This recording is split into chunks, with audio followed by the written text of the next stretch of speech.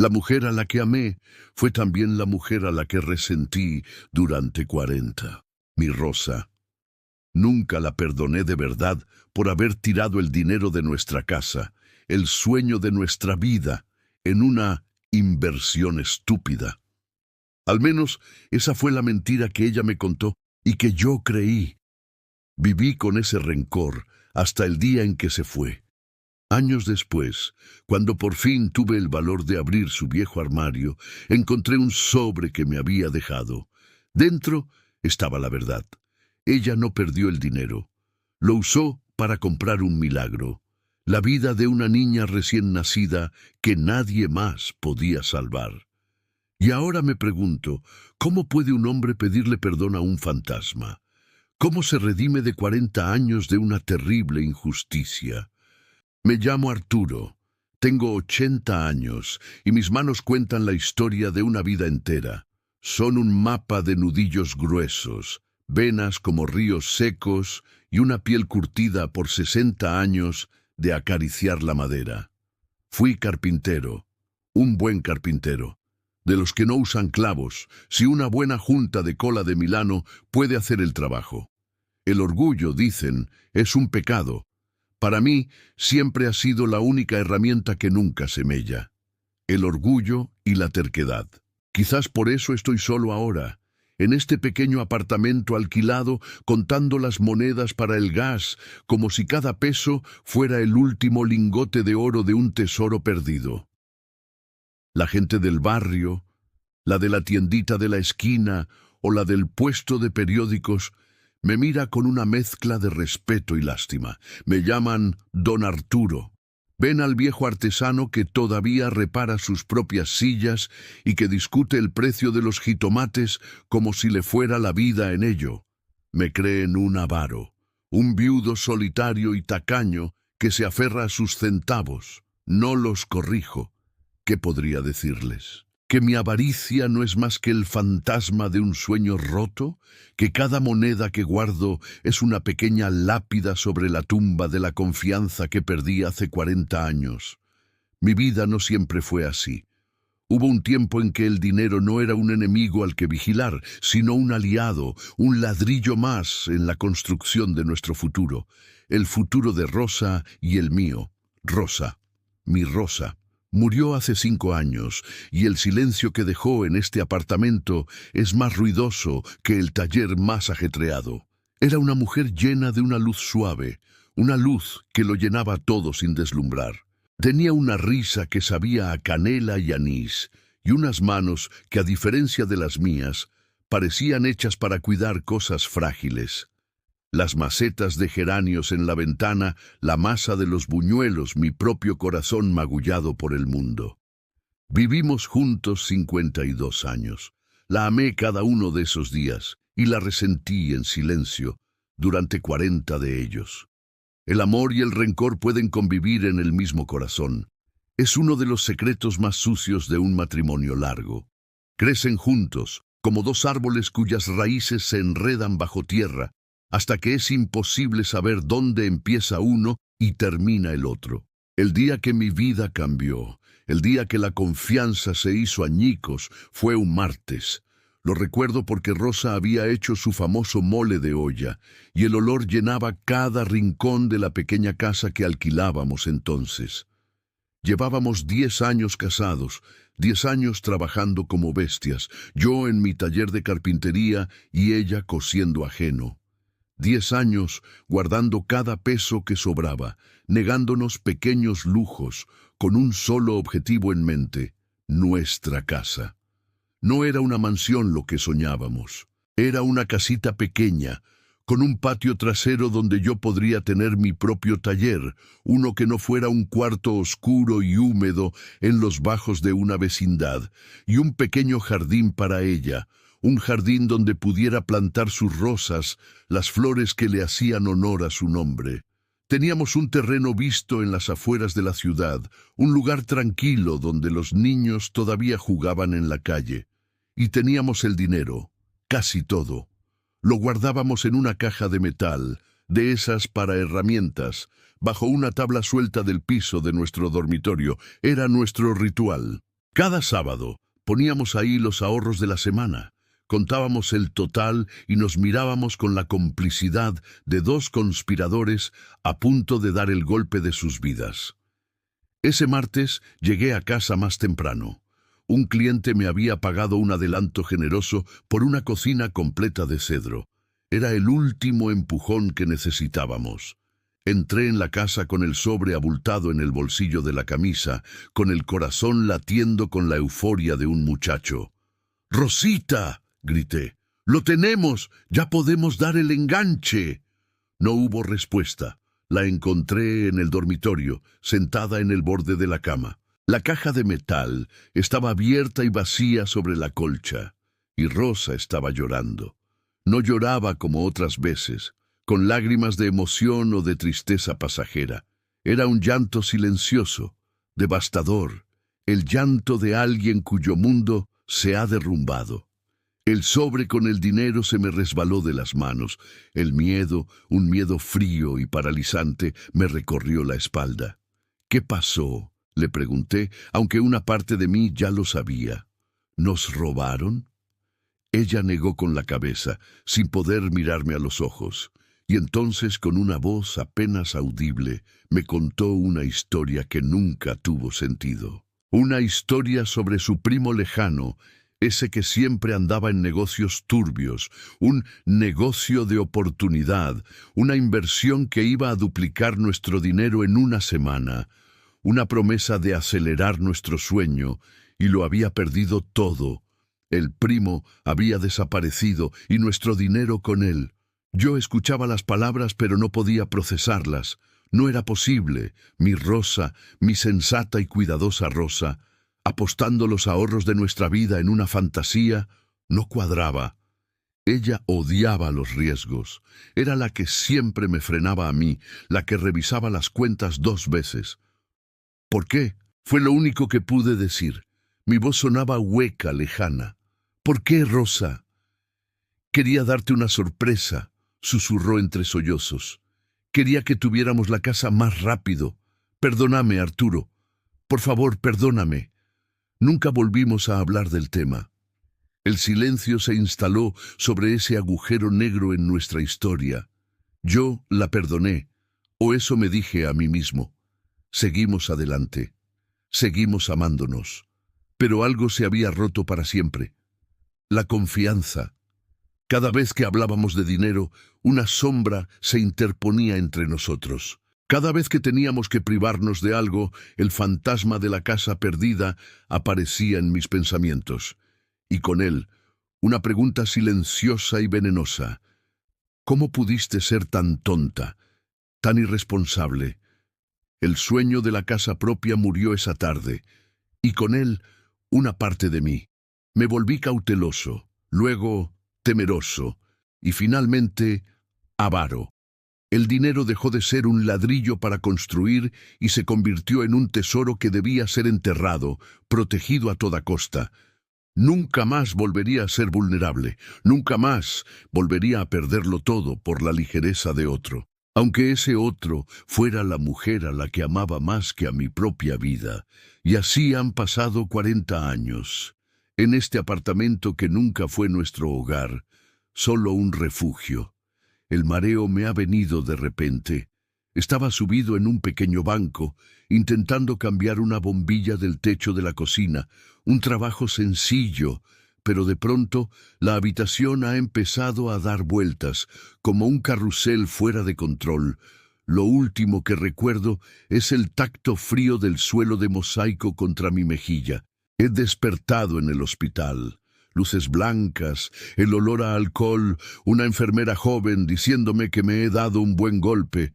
El doctor, un hombre serio con cara de pocos amigos, me ha dicho que mi presión está por los cielos, que tuve suerte, que a mi edad una caída así puede ser el principio del fin. Don Arturo, me ha dicho mirando mis análisis, tiene que cuidarse y tiene que empezar a poner sus asuntos en orden. ¿Vive solo? ¿Tiene familia? Mi esposa murió, respondí. No tuvimos hijos. Entiendo. Quizás debería pensar en un lugar más pequeño, más manejable, o en alguien que pueda ayudarlo. No puede seguir viviendo como si tuviera 40 años. Poner mis asuntos en orden. La frase resuena en mi cabeza mientras vuelvo a casa en un taxi, con un dolor sordo en la cadera y una receta para pastillas que probablemente me costarán una fortuna. ¿Qué asuntos? Mi vida es simple. Tengo mis ahorros, bien guardados en el banco esta vez. No tengo deudas. No tengo a quien heredarle mis herramientas, pero al entrar en el apartamento, mis ojos se posan en el dormitorio. Y ahí está, el único asunto que he rehusado poner en orden durante 5 años. El ropero de Rosa. Es un mueble grande, de cedro, uno de los primeros que construí cuando me independicé. Ha sobrevivido a 3 mudanzas, y desde que ella murió, no he sido capaz de abrirlo. Su ropa sigue ahí, sus zapatos, su olor. Abrirlo sería como aceptar que de verdad se ha ido. Sería como enfrentarme al fantasma de la mujer a la que amé y resentí por igual. Pero las palabras del doctor son un eco insistente. El principio del fin. Si algo me pasara, un extraño vendría y metería la vida de mi Rosa en bolsas de basura. No, eso no. Es mi deber. Mi último deber para con ella. Me quedo de pie frente al ropero. La madera oscura y pulida me devuelve un reflejo distorsionado de mi propio rostro, el de un viejo asustado. Mis manos, esas manos que han dominado la madera durante toda una vida, tiemblan ligeramente al acercarse a la pequeña llave de latón que sigue puesta en la cerradura. Durante 40 años, creí que el mayor secreto de mi esposa era su irresponsabilidad, su momento de locura que nos costó un sueño. He vivido con ese conocimiento, lo he usado como justificación para mi amargura, para mi tacañería. Pero mientras mis dedos rozan la llave fría, una pregunta, por primera vez en todos estos años, se abre paso en mi mente. ¿Y si me he equivocado? ¿Y si el secreto que guarda este ropero es otro? El miedo a la respuesta es casi tan grande como mi necesidad de saberla. Respiro hondo. El olor a lavanda y a violetas, el fantasma de mi Rosa, parece envolverme. Con un movimiento que se siente a la vez como una traición y como una liberación, giro la llave. La cerradura hace un clic, un sonido pequeño que resuena en el silencio del apartamento como el primer golpe de un martillo sobre un muro que ha estado en pie durante demasiado tiempo. El clic de la cerradura fue un sonido diminuto, casi insignificante, pero en el silencio de mi apartamento y en el abismo de mi soledad resonó como el portazo de una tumba. Me quedé inmóvil por un instante, con la mano en la llave de latón, casi esperando que la voz de Rosa me reprendiera desde alguna parte por invadir su último bastión de privacidad. Pero no hubo más que silencio, un silencio espeso que ahora parecía contener una pregunta. Tiré de las puertas. Se abrieron con un leve quejido de la madera de cedro, una madera que yo mismo había lijado y barnizado hacía más de 50 años. Y entonces su olor me envolvió. No era el perfume a violetas que usaba en ocasiones especiales, sino su aroma cotidiano. Una mezcla de la lavanda seca que ponía en bolsitas de tela el alcanfor de las bolas de naftalina para proteger la lana, y algo más profundo, algo indefinible, que era simplemente ella. Era el olor de 52 años de vida compartida. El aire se me atoró en la garganta. El resentimiento, mi armadura, pareció aflojarse por un momento, dejándome vulnerable, expuesto a una oleada de pura y simple añoranza. El ropero estaba dividido en 2 secciones. A la izquierda, sus vestidos, colgados en ganchos de madera, una fila ordenada de telas y colores que eran el mapa de nuestra vida. A la derecha, una serie de cajones. Comencé por la izquierda, por lo más visible, lo menos íntimo. Mis manos, acostumbradas a la dureza de la madera, se sentían torpes al tocar las telas suaves. El primer vestido que toqué fue el que usó para la boda de mi sobrino, uno de tela azul con pequeñas flores blancas. Recordé ese día. Rosa se veía hermosa. Bailamos un danzón, y por un par de horas, en medio de la música y la alegría de otros, olvidamos que no teníamos una casa propia a la que volver, solo un apartamento alquilado. La memoria me trajo una punzada de dulzura, seguida inmediatamente por el sabor amargo del veneno de siempre. Hubiéramos podido bailar así en nuestro propio patio, me susurró el demonio del rencor. Sacudí la cabeza y seguí adelante. Había vestidos sencillos de algodón, los que usaba para ir al mercado, gastados en los codos, testigos de su laboriosidad. Y luego estaba el vestido verde, de seda, se lo había regalado yo para nuestro 25º aniversario.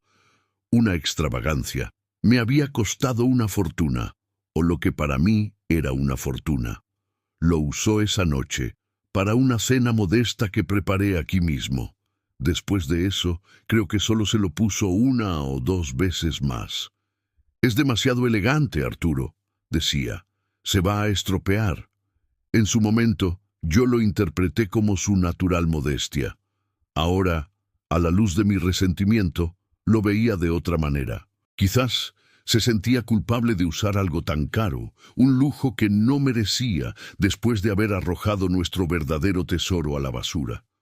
Cada recuerdo feliz estaba manchado, cada gesto de amor reinterpretado a través del filtro de su gran traición. Saqué todos los vestidos. Los doblé con un cuidado que me sorprendió a mí mismo y los apilé en la cama. El lado izquierdo del ropero quedó vacío, un esqueleto de cedro que olía a ausencia. Era hora de enfrentar los cajones. El cajón superior estaba lleno de sus cosas más personales y cotidianas. Pañuelos bordados, algunos con sus iniciales RM, Rosa Mendoza, una colección de rebozos de diferentes colores, una cajita de música que no funcionaba, objetos impregnados de su presencia. Era como profanar un altar. Cerré el cajón con más fuerza de la necesaria. El segundo cajón. Este era más profundo. Esperaba encontrar sábanas, mantelería, cosas así. Pero lo que vi al abrirlo me dejó helado. Estaba lleno de cosas de bebé. No tenía sentido. Nosotros no habíamos podido tener hijos. Fue una de las grandes tristezas silenciosas de nuestro matrimonio. Tras años de intentos, el doctor nos dijo que no sería posible. Lo aceptamos con la resignación con la que los pobres aceptan tantas cosas. ¿Por qué guardaba Rosa todo esto? Había un pequeño mameluco de estambre amarillo, tejido a mano, un par de zapatitos de tela con listones, un sonajero de plata ennegrecido por el tiempo, y en una pequeña caja de cartón, envuelto en algodón, un mechón de cabello rubio y fino como la seda, atado con un hilo rojo. ¿De quién era todo esto? ¿De algún sobrino? ¿De algún ahijado? Era posible, pero Rosa no era una mujer sentimental de esa manera. Era práctica. Guardar un tesoro así, con tanto esmero, durante tantos años, no encajaba con la mujer que yo creía conocer. Sentí una punzada de algo que no era resentimiento. Era intriga, una sensación incómoda, como la de una pieza que no encaja en el rompecabezas de tu vida. Dejé la caja de cartón sobre la cama, junto a la pila de vestidos, y cerré el cajón, la mente llena de un nuevo tipo de confusión. El tercer y último cajón era el más grande. Contenía mantas de lana gruesa, de las que usábamos en los inviernos fríos de la ciudad. Comencé a sacarlas, una por una. El olor a naftalina era penetrante. 1, 2, 3 mantas. Al sacar la última, noté algo extraño. El cajón parecía menos profundo de lo que debería. La madera del fondo estaba más alta que el nivel de los rieles laterales. Dejé las mantas y volví a mirar el cajón vacío. Pasé mi mano por la madera del fondo. Era lisa, bien acabada. Pero mi instinto de carpintero, ese conocimiento que reside en las yemas de los dedos más que en el cerebro, me dijo que algo no estaba bien. Golpeé la madera con los nudillos. El sonido era sólido en los bordes, pero en el centro sonó ligeramente hueco. Una oleada de adrenalina me recorrió el cuerpo. Volví a mi caja de herramientas, la que había dejado en la cocina después de mi caída. Saqué una espátula delgada y un pequeño mazo de goma. Regresé al dormitorio, que ahora se había convertido en el escenario de un descubrimiento arqueológico. Con el cuidado de un cirujano, introduje la punta de la espátula en la diminuta ranura entre el fondo del cajón y el lateral. Hice palanca suavemente. La madera crujió. Era un fondo falso. Mi corazón latía con una fuerza desbocada, un tambor en el silencio del apartamento. Después de 40 años creyendo conocer el único y gran secreto de mi esposa, resultaba que había otro, uno literal, uno construido con madera y escondido a plena vista. Con un último movimiento, la delgada tabla de madera cedió y se levantó. Debajo, en el compartimento secreto, no había dinero. No había joyas, no había nada que se pareciera a una fortuna escondida. Solo había dos cosas. La primera era una rosa roja perfectamente prensada y conservada entre dos hojas de papel encerado. Estaba increíblemente intacta. Su color, aunque oscurecido por el tiempo, todavía era un rojo profundo, aterciopelado. Rosa nunca fue mujer de flores. Le gustaban las plantas de maceta, las que duraban. Las flores cortadas, decía, eran un lujo efímero, un dinero tirado a la basura. ¿Por qué guardaría una sola rosa con tanto esmero, como si fuera el tesoro más grande del mundo? Junto a la rosa había un pequeño trozo de papel doblado, amarillento y frágil. Lo tomé con un cuidado infinito, como si temiera que se fuera a deshacer. Lo desdoblé. No era una carta, no era una nota de amor, era un recibo de una florería. La Orquídea Feliz, una tienda que había estado en el centro de la ciudad durante generaciones.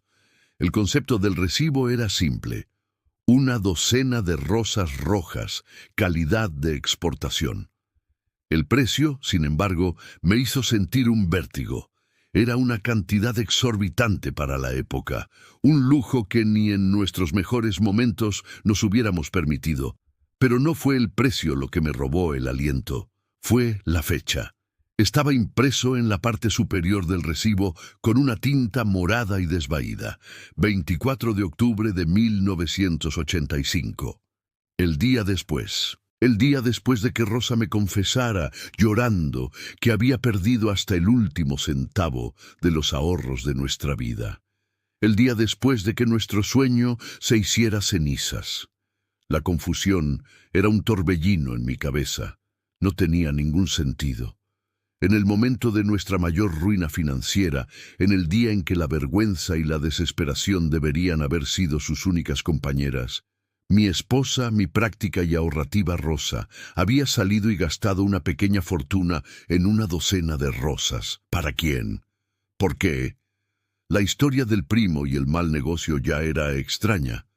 Pero esto era demencial. Era un acto de una frivolidad tan cruel, tan fuera de lugar, que parecía una bofetada a todo lo que habíamos construido, a todo el sufrimiento que estábamos pasando.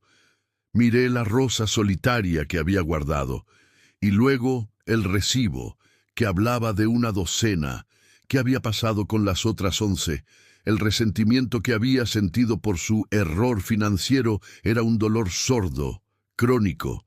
Pero esto era diferente, esto era un misterio, un acto ilógico que no encajaba en ninguna de las casillas en las que yo había encerrado a mi esposa durante 40 años. Ella no era solo la mujer que había cometido un error estúpido.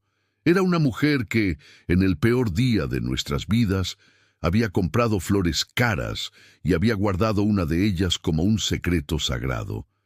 Y en el fondo del compartimento, debajo de donde había estado la rosa, había algo más, algo que no había visto al principio.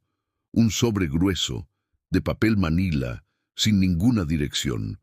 Estaba sellado, y en el frente, con la caligrafía elegante y familiar de mi esposa, solo 2 palabras: para Arturo. Mi nombre era una carta que había estado esperándome durante 40 años, a escasos metros de donde dormía cada noche, oculta bajo un fondo falso, junto a una rosa inexplicable. Sostuve el sobre en mi mano.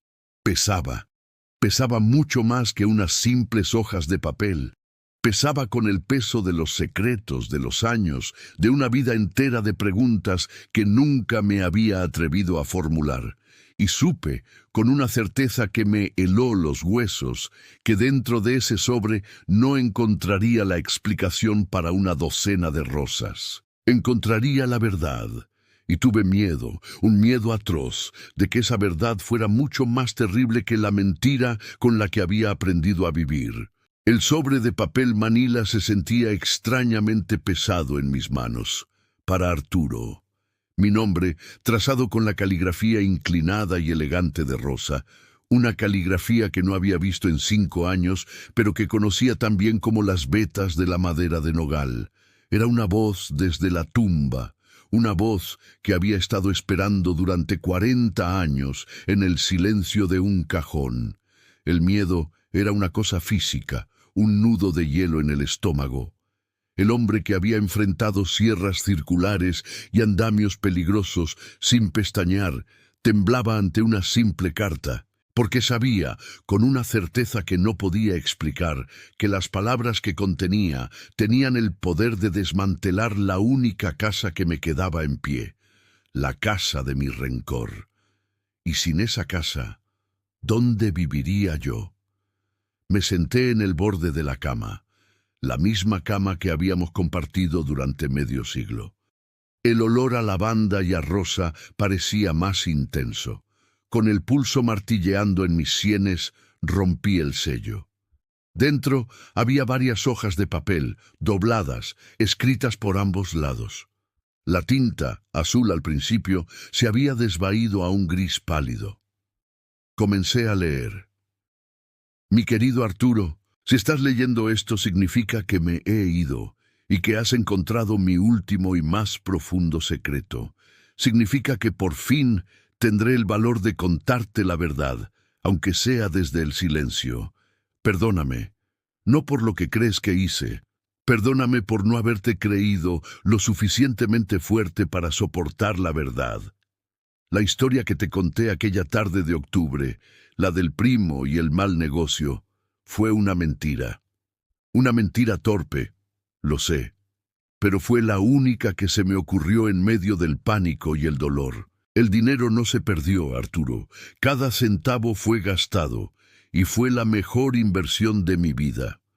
Para que entiendas, tengo que contarte de alguien de quien casi nunca hablé. Mi hermana pequeña, Elena. Era mi única hermana, 10 años menor que yo. No hablé mucho de ella porque nuestra historia era triste. Nuestros padres murieron cuando ella era una adolescente y yo recién me había casado contigo. Ella se fue a vivir con una tía lejana en el sur y la vida nos separó. Era una muchacha frágil, soñadora, no tan fuerte como yo. Nos escribíamos de vez en cuando, pero siempre sentí que le había fallado, que no la había cuidado como debía. Me detuve. Elena. Recordaba vagamente el nombre, una muchacha delgada y de ojos tristes en nuestra boda. Rosa la había llorado en silencio un par de años después de casarnos. Una enfermedad del corazón, me había dicho. Nunca hicimos preguntas. Eran otros tiempos. Seguí leyendo. Un mes antes de la tarde en que perdimos nuestro dinero, recibí un telegrama. Elena había muerto. Murió al dar a luz a una niña. El padre, un hombre del que nunca supimos nada, la había abandonado meses atrás.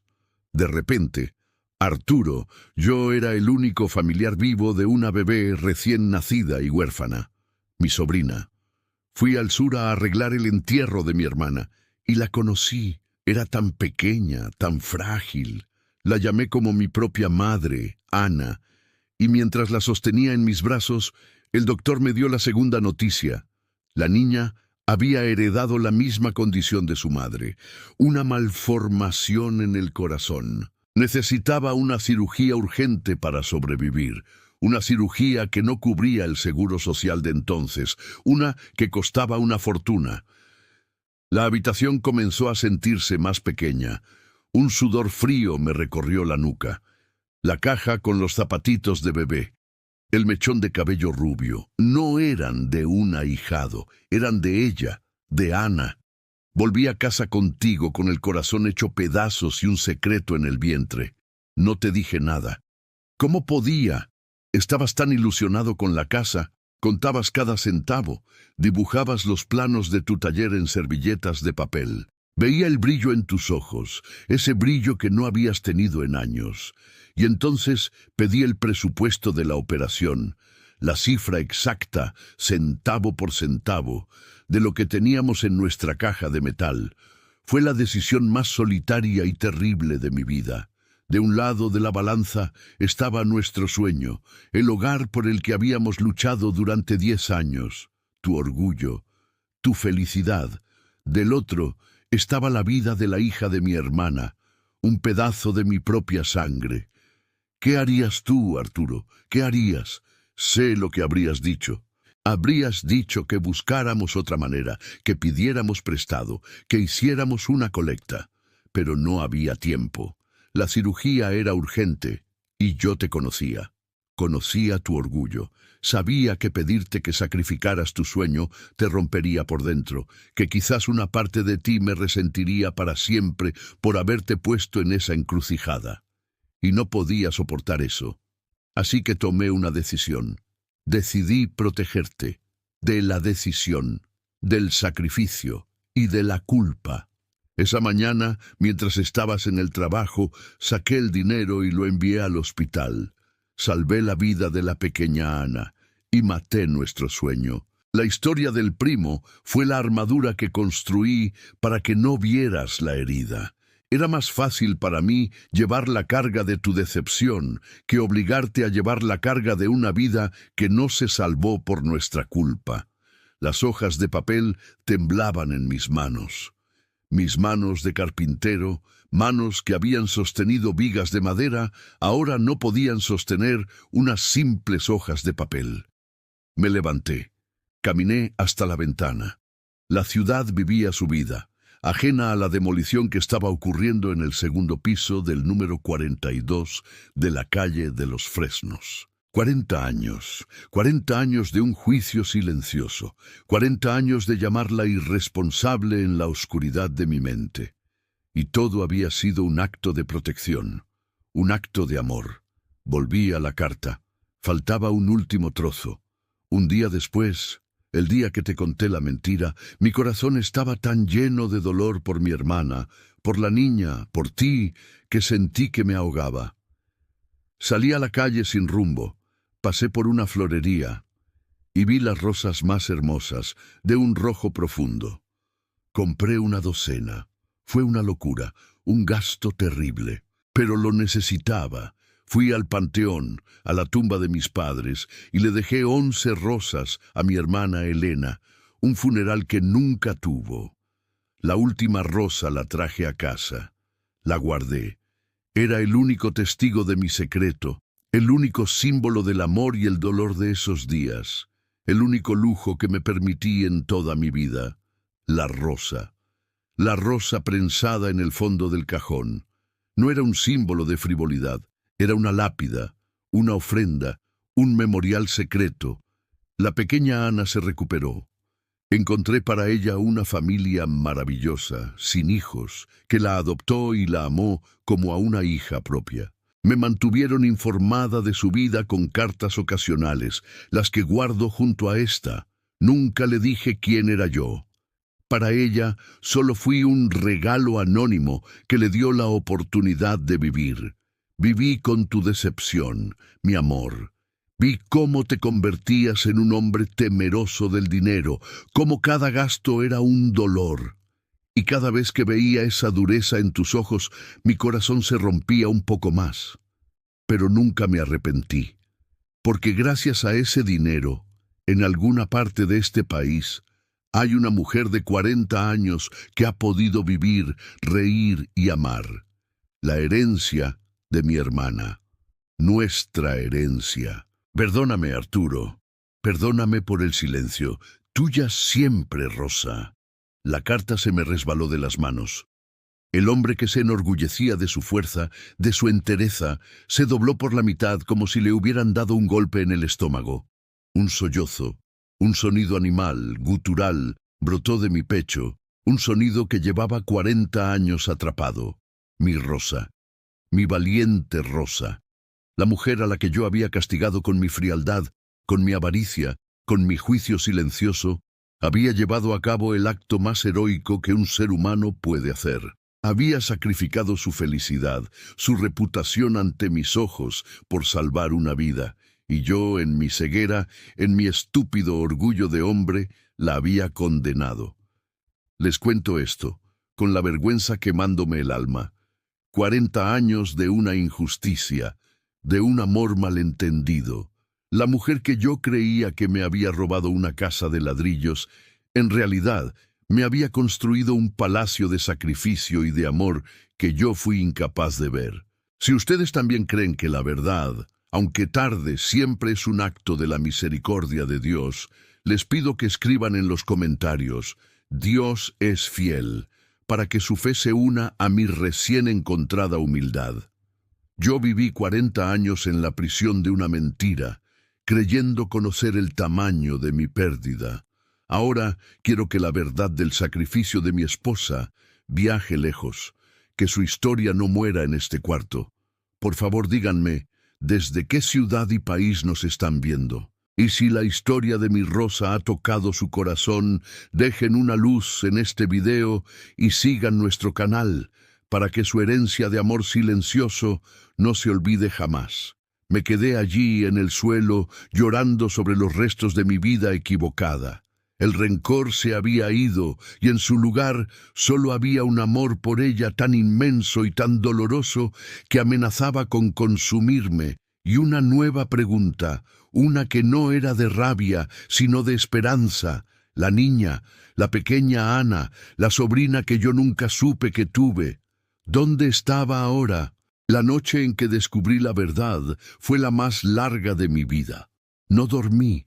Me quedé en el suelo del dormitorio con la carta de Rosa en mis manos, leyéndola una y otra vez bajo la luz pálida de una lámpara, como si al memorizar sus palabras pudiera de alguna manera devolverle todos los años de comprensión que le había robado. El amanecer me encontró allí, un viejo hecho un ovillo, no de frío, sino de un arrepentimiento tan profundo que se había vuelto un dolor físico. Pero con la primera luz del día, la pregunta que había quedado flotando en la oscuridad al final de la carta de Rosa se convirtió en un faro.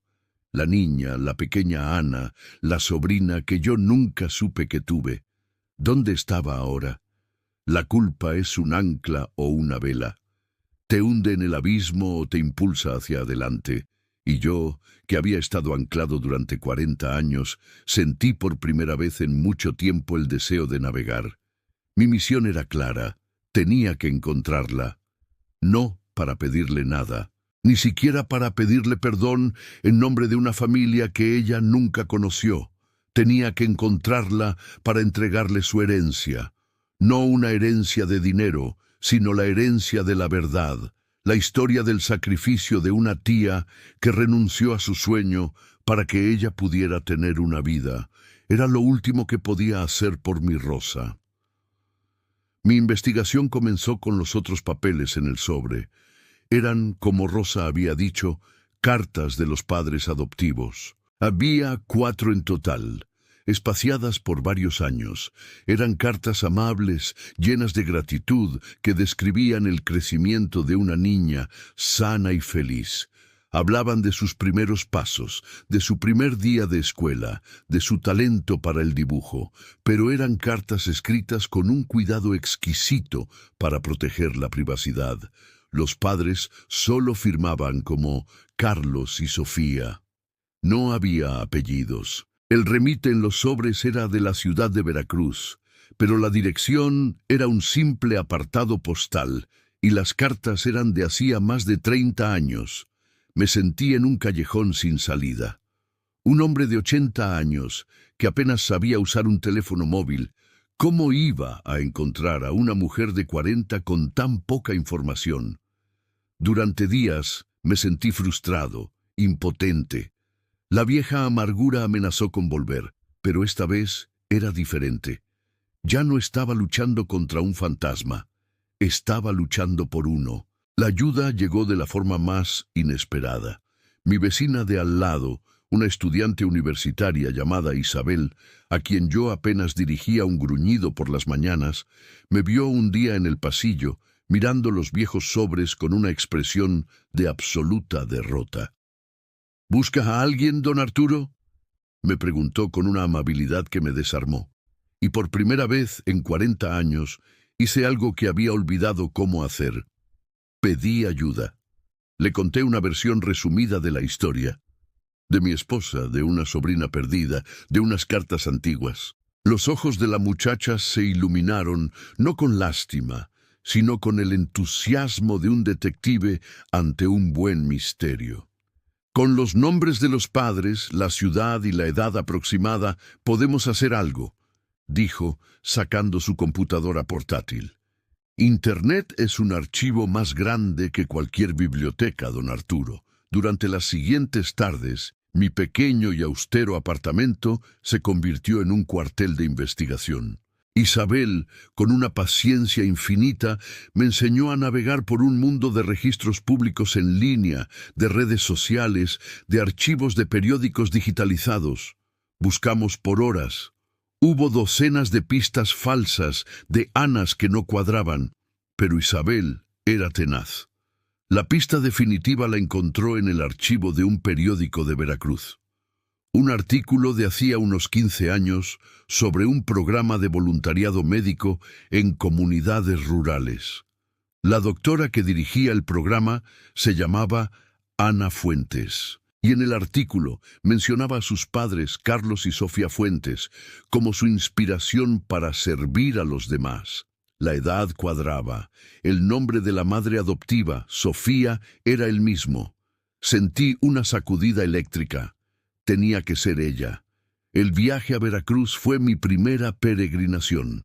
Por primera vez en décadas gasté dinero sin sentir el aguijón de la culpa. Compré un boleto de autobús de primera clase. Me hospedé en un hotel limpio y cómodo. Comí en restaurantes, pidiendo lo que me apetecía, no lo más barato del menú. Cada peso gastado era un pequeño acto de rebelión contra el hombre avaro en el que me había convertido, un pequeño homenaje a la generosidad de mi esposa. Encontré el nombre de la doctora Ana Fuentes en el directorio de un hospital local. Conseguir su teléfono no fue fácil, pero mi terquedad de viejo, ahora canalizada hacia un buen propósito, obró milagros. Marqué el número con manos temblorosas. Cuando una voz femenina y amable contestó, casi no pude hablar. «Doctora Ana Fuentes», logré decir. «Mi nombre es Arturo Linares. Yo era el esposo de Rosa Mendoza. No sé si ese nombre significa algo para usted». Hubo un largo silencio al otro lado de la línea. Luego, una respuesta cargada de incredulidad y emoción. Mi madrina, la del regalo. Por supuesto que sé quién es. Nos encontramos al día siguiente en un café frente al malecón. El aire olía a sal y a café recién hecho. Ella llegó puntual. Era una mujer de unos 40 años, con una sonrisa cálida y los ojos de un color avellana que, según me contaron después, eran los de mi cuñada Elena. Se sentó frente a mí, expectante, nerviosa. Yo no sabía por dónde empezar, así que simplemente saqué una pequeña caja de madera que había preparado, una caja que yo mismo había hecho con la mejor madera de cedro de mi taller. Se la deslicé sobre la mesa. «Esto», dije con la voz ronca, «es tu verdadera herencia». Dentro de la caja había puesto la carta de Rosa, la fotografía de mi cuñada Elena sosteniendo a una bebé, y la rosa prensada. Y una carta mía, explicando todo lo que yo había tardado tanto en entender. Mientras ella leía, yo la observaba. Vi la confusión en su rostro, luego el asombro y finalmente las lágrimas silenciosas que comenzaron a correr por sus mejillas. Lloraba no con tristeza, sino con una emoción abrumadora, la de una pieza perdida de su alma que de repente encajaba en su lugar. Toda mi vida supe que era adoptada y que mi vida fue posible gracias a un regalo anónimo, dijo mirando la carta de Rosa. Mis padres fueron maravillosos, pero siempre hubo un espacio en blanco, una pregunta sobre mis orígenes. Y saber que nací de un acto de amor tan inmenso, de un doble sacrificio, no tengo palabras. Rosa, hablamos durante horas. Le conté de su madre, Elena, lo poco que yo recordaba. Y le conté de Rosa, de su risa, de su jardín imaginario, de su fuerza silenciosa, y ella me contó de su vida, de su esposo, de sus 2 hijos, mis sobrinos nietos. Al día siguiente me los presentó, 2 niños ruidosos y llenos de vida. En los ojos del más pequeño vi un destello de los ojos de mi Rosa, y en ese momento sentí que el círculo se cerraba. La vida que Rosa había salvado, había florecido, había creado más vida. Su herencia estaba a salvo. Volví a casa una semana después. El apartamento seguía siendo el mismo, pequeño y alquilado, pero ya no era una prisión, era mi hogar, el lugar donde guardaba el tesoro de mis recuerdos, ahora limpios, ahora correctos. Ya no cuento las monedas con la misma angustia. A veces incluso compro flores frescas y las pongo en un jarrón junto a la fotografía de Rosa. He vuelto a mi pequeño taller en el balcón. Mis manos ya no son tan firmes, pero todavía saben hablar con la madera. Estoy tallando una pequeña caja, adornada con una sola rosa en la tapa. Es para mi sobrina nieta, la hija de Ana, para que ella también conozca la historia. Mi vida de rencor ha terminado, lo que me queda es un epílogo de paz. He hecho las paces con mi pasado, he honrado a mi esposa. He descubierto que la verdadera riqueza no es el dinero que se acumula, sino el amor que se da, aunque sea en secreto. La herencia de Rosas no era una casa de ladrillos, era una lección, y yo, su viejo y torpe aprendiz, por fin la he entendido.